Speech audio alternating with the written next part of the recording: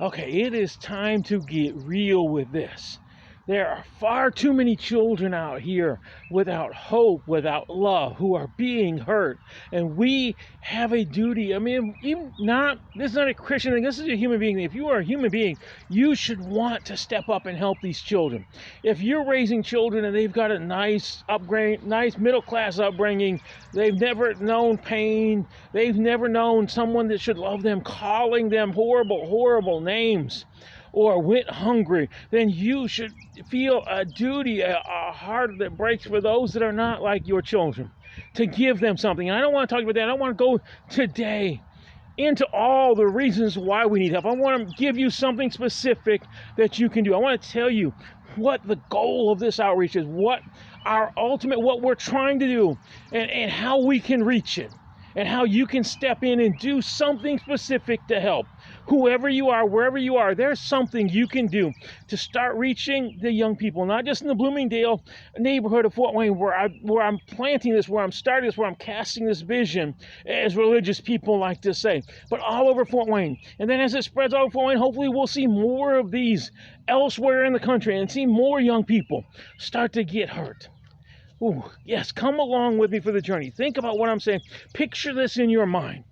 Okay, first thing I want you to understand is we've set 3 goals, 3 ways that we can help these young people move from where they are, where they feel like they're invisible and worthless and nobody could ever care about them, to the point where they see that they have a future, where they see that they are worthy, they are important, and they can do something.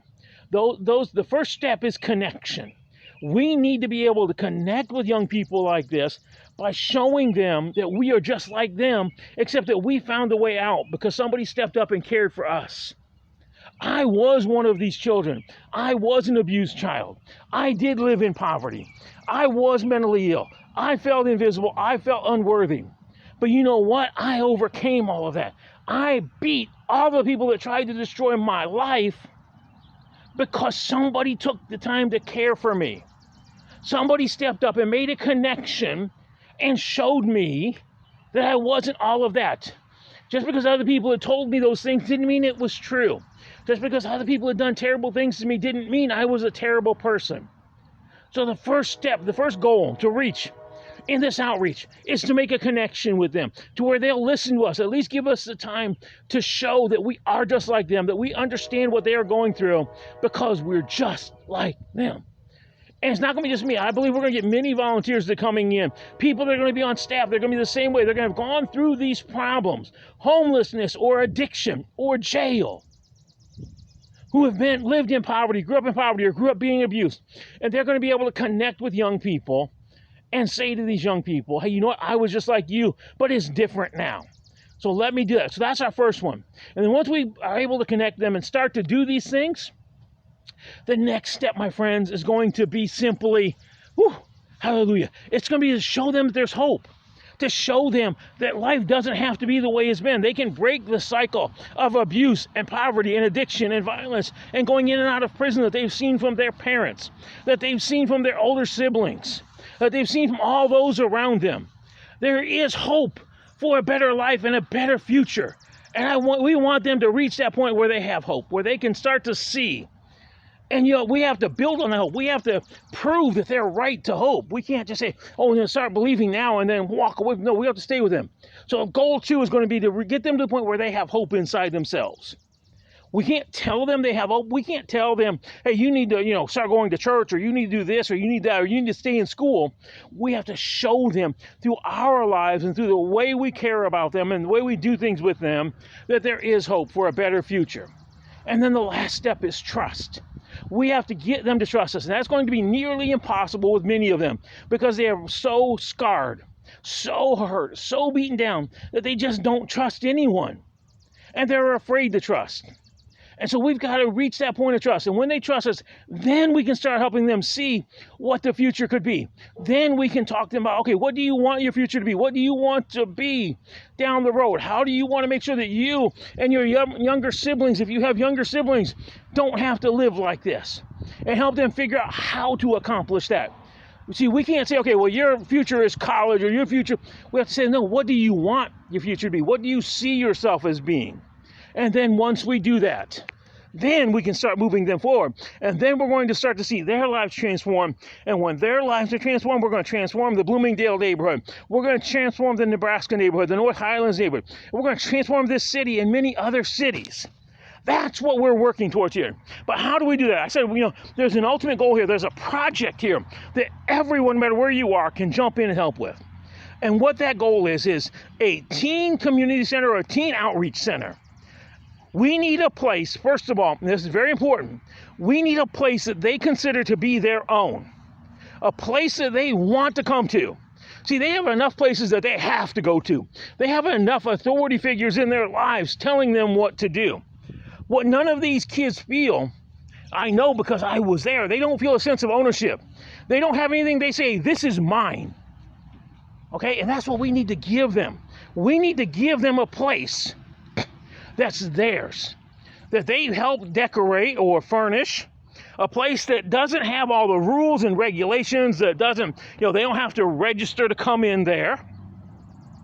We'll have just enough rules in this teen outreach center for safety purposes.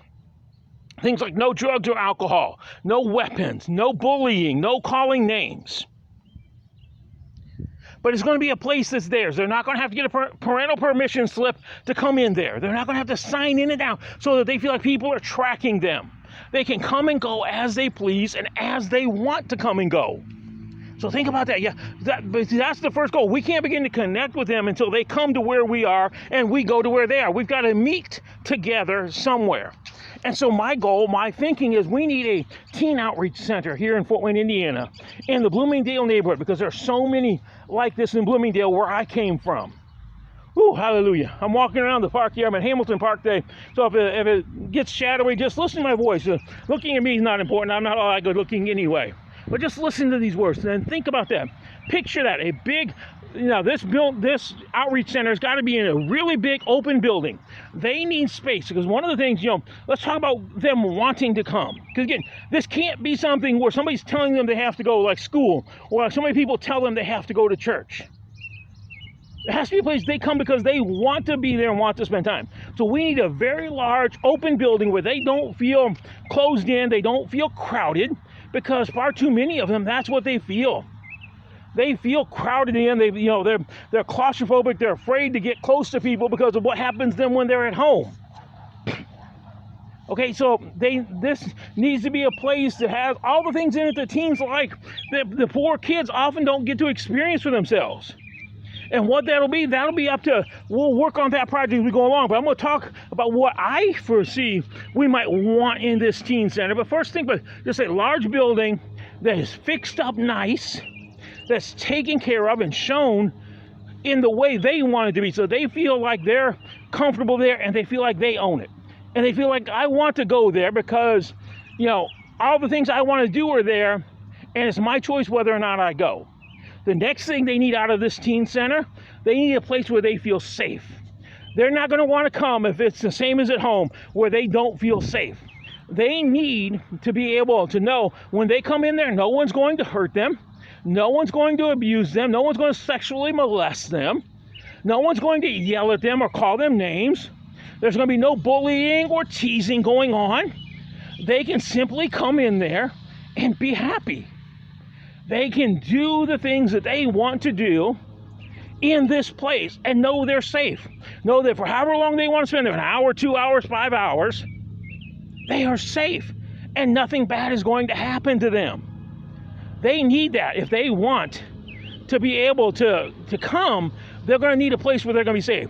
So that's another reason why we need the teen center, because so many of these kids not just don't feel like they own anything, like anything's important for them, so many of them don't ever feel safe in their life. So they need a place where they're going to feel safe and where they're going to know, I can go here and this is me, nobody's going to touch me, nobody's going to hurt me. Okay? And so that's another reason why we need this teen center.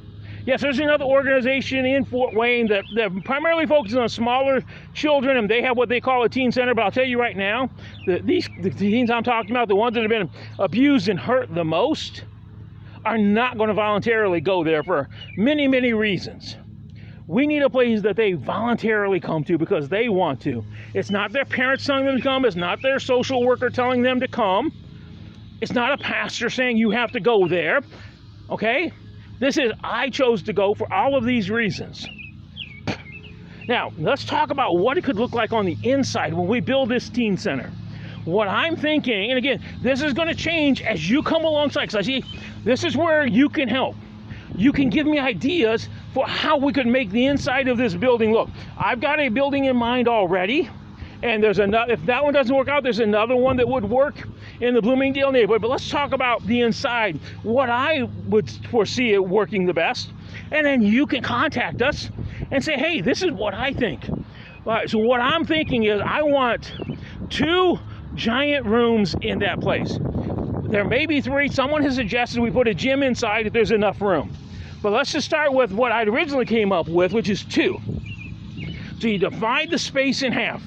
You divide this large building in half, and the back half is going to be an activity area. And we'll come up with, let the teens come up with some name to call it, but for now we'll call it an activity area. And this is going to be the area where most of them are going to want to spend most of their time. Again, back to that idea of they want to come in. And so back there, we're going to put probably 1 or 2 giant TV screens with video game systems hooked up to them. We'll have maybe a pool table, a foosball table. It's been suggested we put musical instruments back there for them to play, or maybe a karaoke place back in that activity area. Some tables where they can sit down and play board games or cards. Pretty much whatever these teens want. Again, I'm old now. I don't know exactly what teenagers do these days besides hang out on their phone.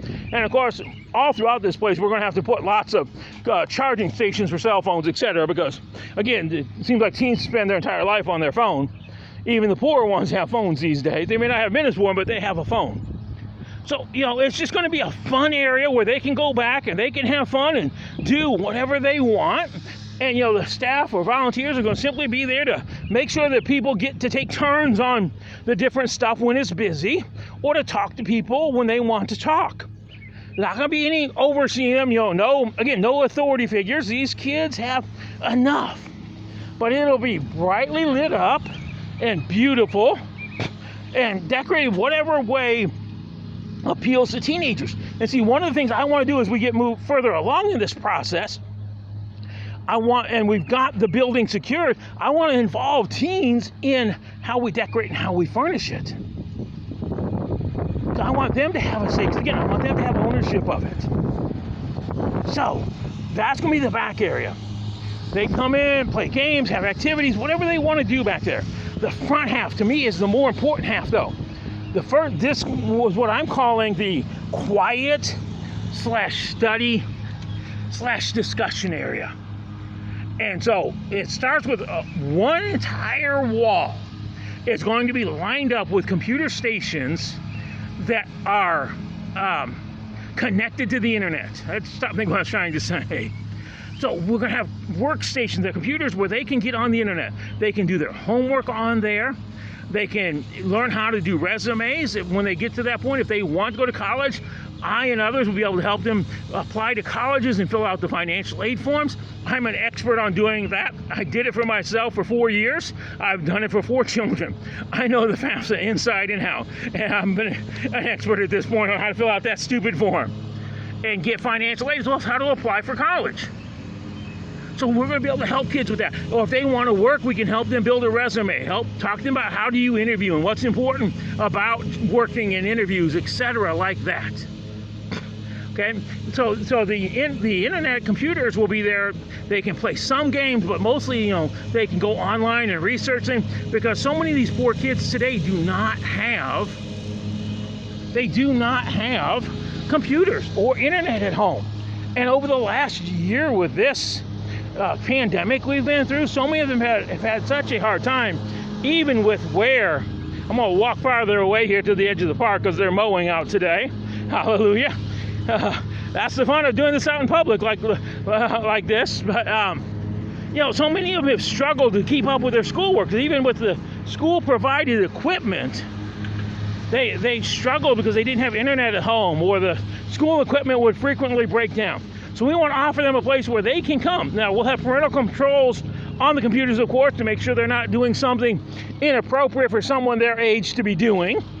But give them that free access to a computer and the internet that they don't have unless they go to the library. But we'll also have in that section, we'll have tables and chairs where they can sit with their books and do their homework. Because again, I know from experience when I was that age, it's almost impossible to do your homework at home when you live in these kind of families. So if one of them is serious about school, or if we can help them reach to the point where they're serious about school, they'll need a place they can come and feel comfortable doing their homework, where it's quiet and they can sit. We'll also have comfortable couches and chairs and beanbags and things like that to sit on. And the plan right now is every couple of days, we're going to sit down with whoever wants to join in and have a conversation. Just sit down and talk about real life things. What's going on in their lives? Talk about, our experience, my experiences, if I'm the one leading it. I'll talk about what it was like for me to grow up in severe poverty. What it was like for me to grow up knowing, being abused and all the problems that I had. But also talk frankly about issues that are real in their lives right now. The homosexuality and transgender and all these other things that they hear so many people attacking them over.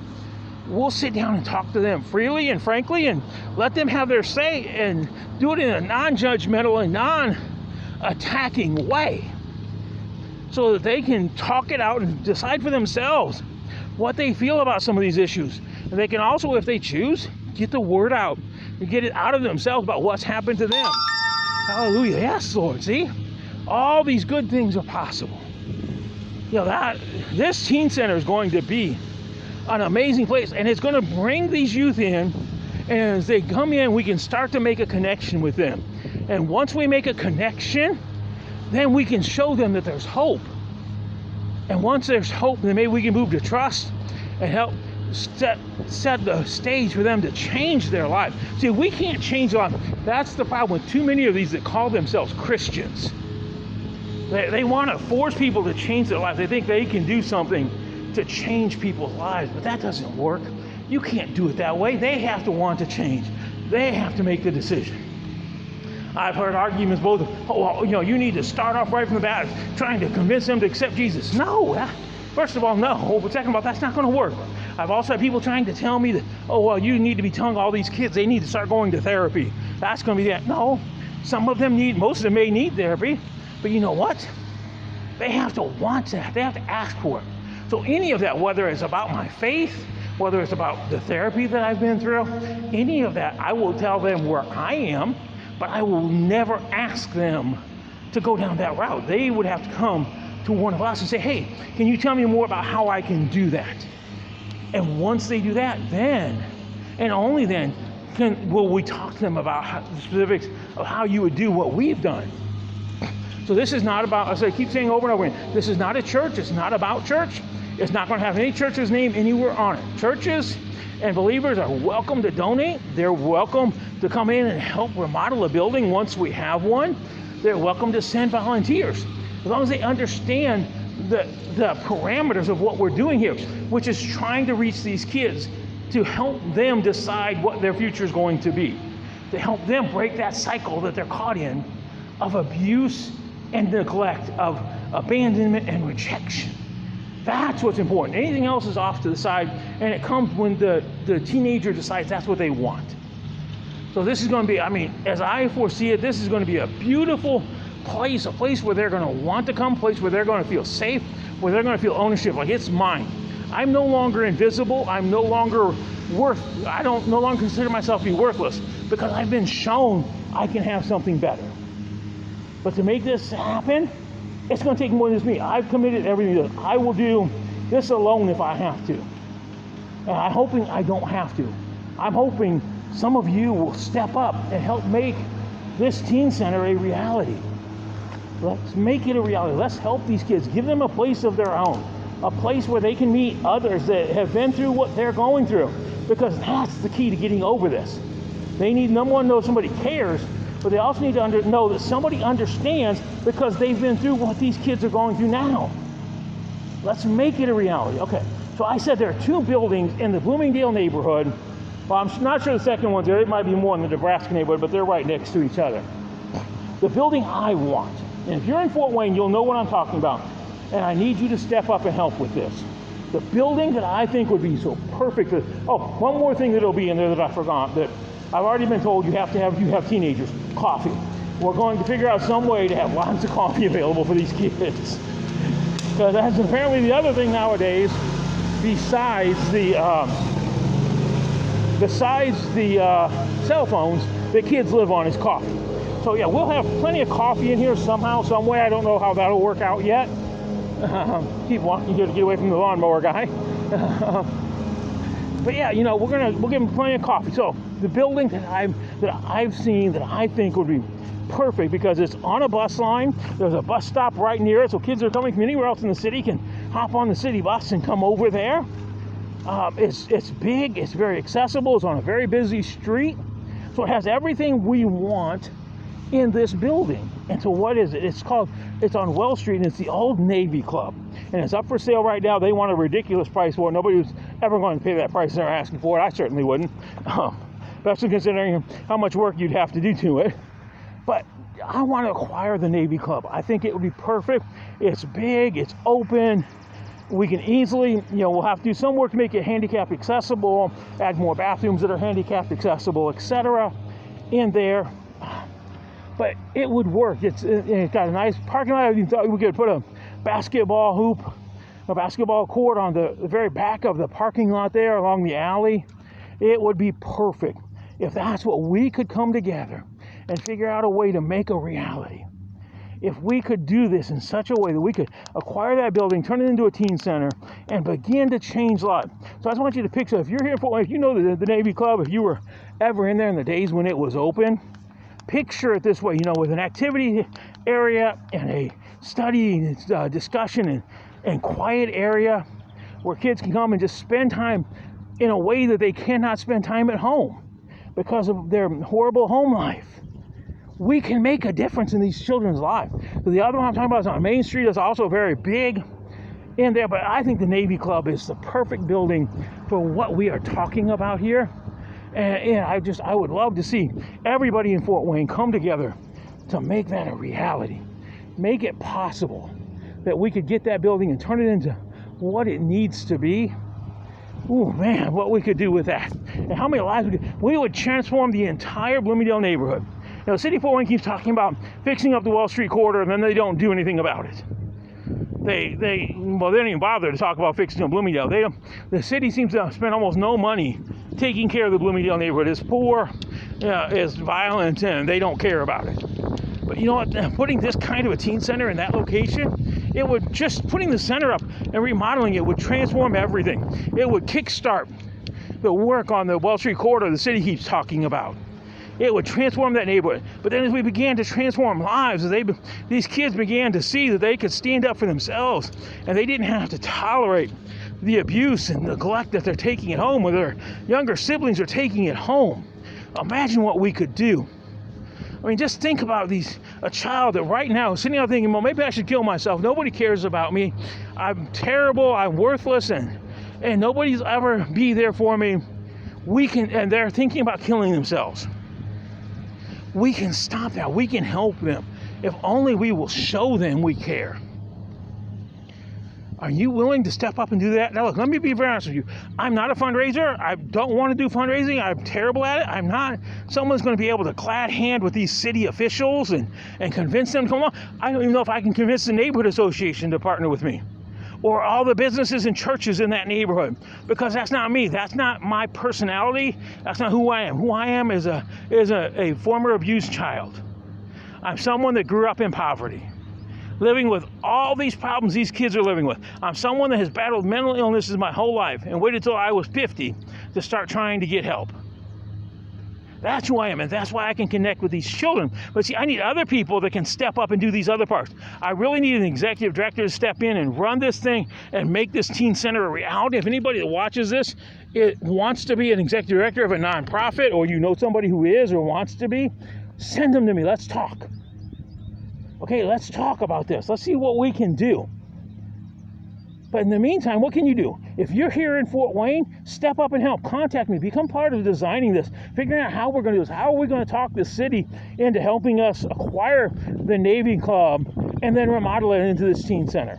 How are we going to talk the city into finally putting some money into the Bloomingdale neighborhood and into these teens that are being abused and neglected, who are being abandoned and rejected and forced to live in extreme poverty? Talk to me. Let's talk about this. Let's figure this out together.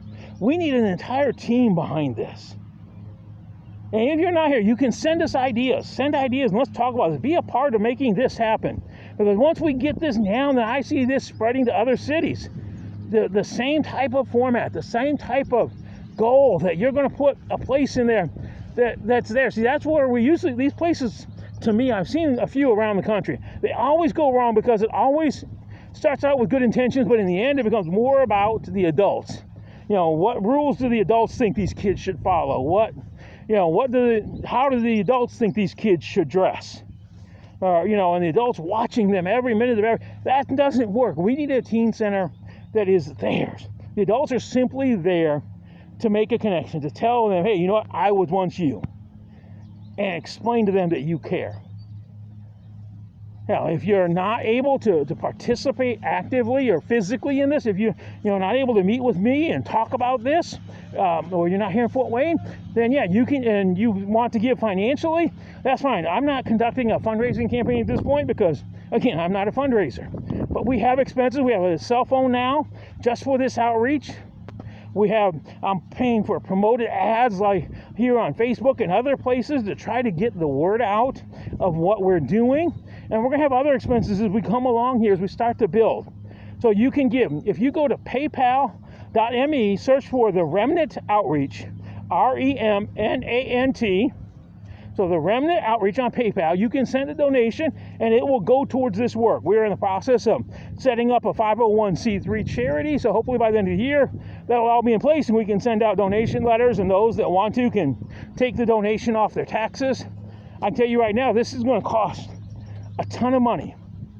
And I'm hoping, again, that somebody will partner with me in this that can go to the city and make a presentation to the city to get them to cover most of the costs, or go to some of the big foundations we have here in Fort Wayne and make a presentation that will bring in those big dollars. But even small dollars will help at this point.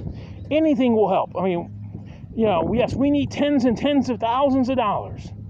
We may end up in the end needing a couple of $100,000 just to launch. I don't know at this point. But whatever you can send will help. But more than money, this is not about fundraising. This video is not about that. I want you to get that picture in your mind. First, that picture of these kids that are being hurt and abused. And I want you to think about them. And I want you to pray about them. And I want you to love them. And then I want you to picture how beautiful this teen center can be.